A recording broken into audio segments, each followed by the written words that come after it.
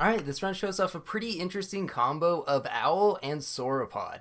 So the Owl change, instead of being a cell unit that gives 2/2, it is now a 4 squad unit, where at the start of the turn, it spawns a mouse, and then you can sell that mouse and get a free apple, so it's pretty much 1/1 a turn. But you also get the gold back from selling the mouse, so you for every level, you also get an extra gold, which means at level 2, you get to sell level 2 mouse, at level 3, you get to sell level 3 mouse. So it acts as kind of a swan and a scalar, and an extra 3/3 at level 3 and an extra 3 gold is actually really good because you can think of it as a swan and like a llama, because llama is now +1/+1. So the owl is very similar, just it gives extra gold as well, and you can just buff it with the apples, and I mean that's 1/1 a turn. But why not have both? You can also have llama and you can have the owl, or you could go with another, like you could go with the, I forget, is it Robin? I think the tier 2 that spawns like a nest or something. But anything that lets you have a 4 squad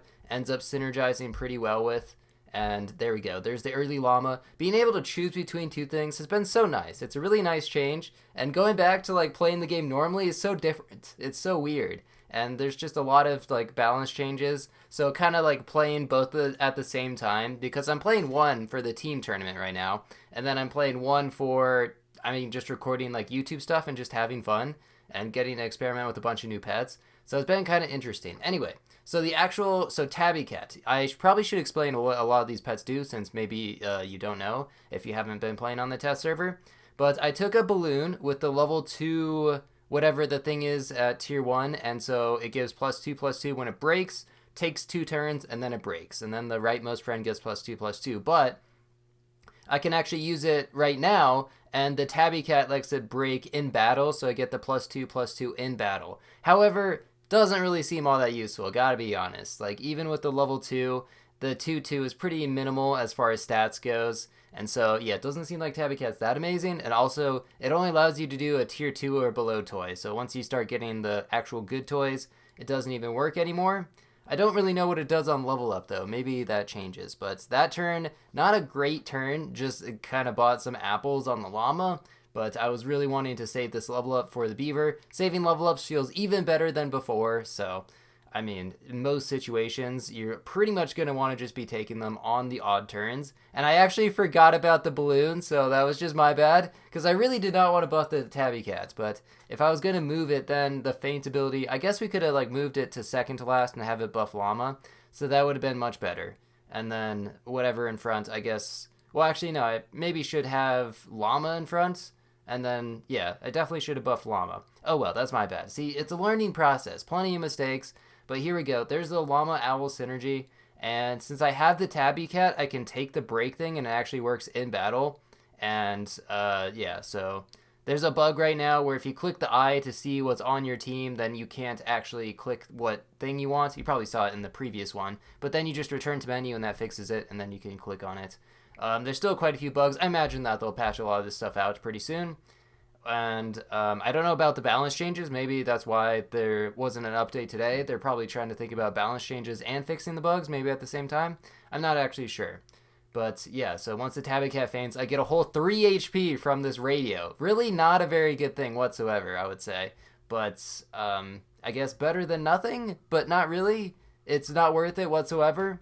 Oh well, that's okay. It's like I said, it's a learning process, and I'm sure a lot of stuff is going to be balance patched in the future. So maybe Owl will get a nerf, because I think actually right now it is way too good for a tier 3. You can't be a swan and a scalar. That's just a little bit too much. But so in other news, the team tournament is still going on, and it's been pretty fun. I just like watching my teammates' matches and rooting for them. That's just great stream content as well. And then just selling a Tabby Cat, figured, like, it's not even worth it. The 3 extra HP, why don't I just save the extra gold and also open up a shop slot? I probably should have done that as soon as I saw them off, but that's alright. Slight misplay there, and yeah, so I feel like the owl really starts to get going at level 2, but even at level 1, I guess is still pretty nice. And having the llama as an early scalar, getting it early especially, it feels pretty nice. And okay, so I actually summoned the mouse. When I was doing a lobby on stream, I had the I forget what the exact thing is, but it's a toy that gives you melon after it breaks on the front pet, and unfortunately it had an owl in front, and so the mouse spawned, and then the thing gave it melon, which was just a huge waste. So that was a very interesting mistake to make. But now okay, what is this thing called? I really should learn the names, but the stonefish, maybe? Is that what it is? But it's got an interesting ability where when it faints, it deals damage back to what hurt it, equal to its attack. So right now it would deal 14 damage because of the moth.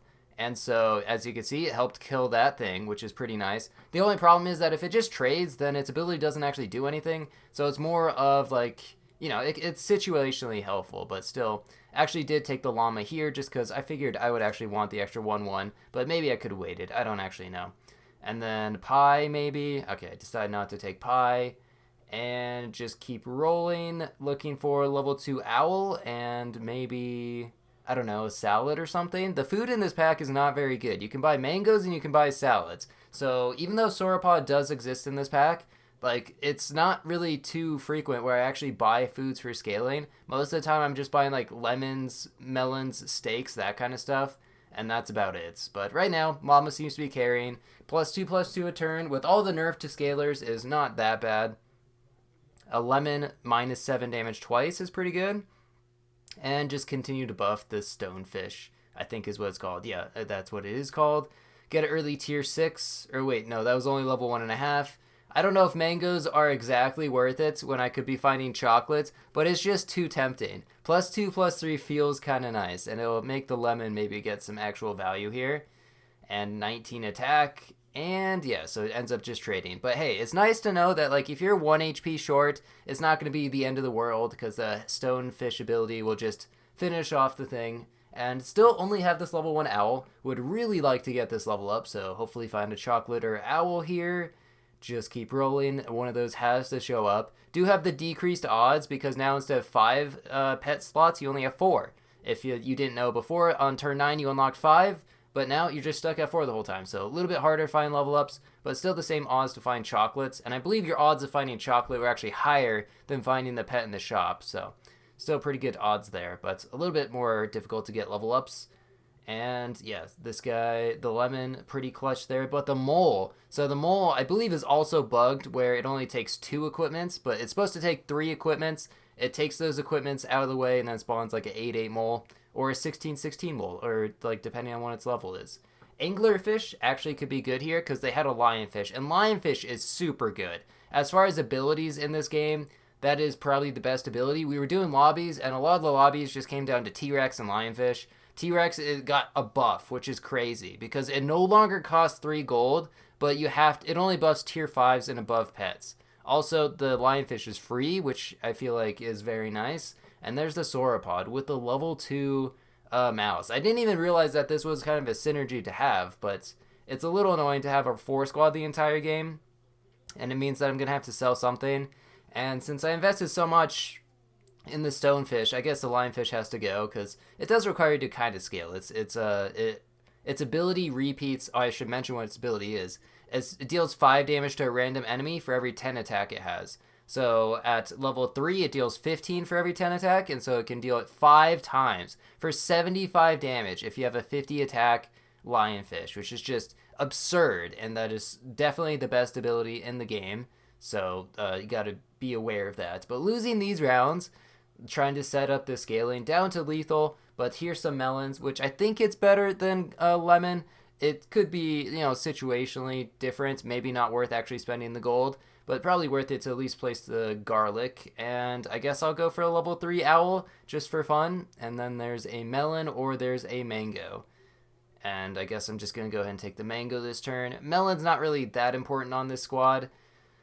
I think I would rather get steak because a lot of times they're going to get one shot through melon anyway. But yeah, I mean, not the strongest squad. Also, I should have positioned around splash attack. But here we go. Great use here. So even though it did not get hurt because the coconut protected against all of its attack, I guess whatever just hits it, it just kills. And so that was a great example. Level 2 deals 48 damage, which was just really solid and actually so helpful. So really coming in clutch there. Pretty sure I lose without the stonefish ability.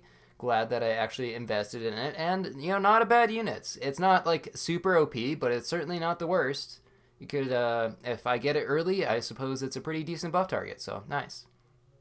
And then the house, 40% off the highest HP unit, pretty much a skunk. Actually, slightly better than a level 1 skunk. And, you know, you can just buy sell toys with the 4 squad. So it's always nice to have a toy just with a little bit of extra tempo here. And then killing that duck, yeah, another clutch stonefish. I think I lose without that once again. So really has been actually a very good unit here. And a pancake. I mean, it's not as good with a 4 squad, but hey, it's still +6/+6. And I'm getting some of the gold back anyway, so pretty nice there. And then level 2 Sauropod, gonna reset the triggers here so I can buy even more stuff and even more Sauropods. Why not? Why not go for level 3? Especially if I find actually good things. There's the steak that I was looking for, and now I can go for either level 3 Sauropod or level 3 Owl. I'm not actually sure which one I would prefer to get. Probably level 3 Sauropod, just extra 3 gold, assuming I actually buy things. But the Owl is an extra 1/1 and an extra 1 gold. So it could be, you know, it's an interesting decision, but I'll save this guy for next turn, I guess. It's yeah, and then the llama scaling, like 2/2 a turn is definitely worth skipping at this point, but if I skip it, then I don't get the mouse, so you know, I have to run the 4 squad at this point. And I would say the teams are relatively weak compared to what you would face in the regular game, just because I think a lot of people are just figuring out this pack, so you can get away with a lot of stuff early on. This is the time to experiment with builds and just have fun playing the game, because not everyone's really figured out the meta yet, which is perfect, because a lot of times, like in the matchmaking these days, you're going against mostly people who are just trying to win and who have been playing the game for a bit, so the teams end up being really good. But the tier 6 toys are really good, so you can either get peanuts or you can get coconuts, or you can get television, which is like a mammoth, I guess. But it actually buffs the entire 5 squad. So I think I'll just take a peanut, and then I'll put the Sauropod in front, because you'll still get the actual, the ordering does work, where you get the pancake stats first, and then it will replace it with peanuts. So pretty nice there. And there's the level 3 owl, and another mongoose, just in case, I guess. I can freeze once this RC car runs out. And melon, not really necessary. Just going to keep rolling. Mango, good enough. What do I want to buff? The llama is self-scaling, so I guess I'll just buff the stonefish. But 70 damage, that's going to one-shot through melon.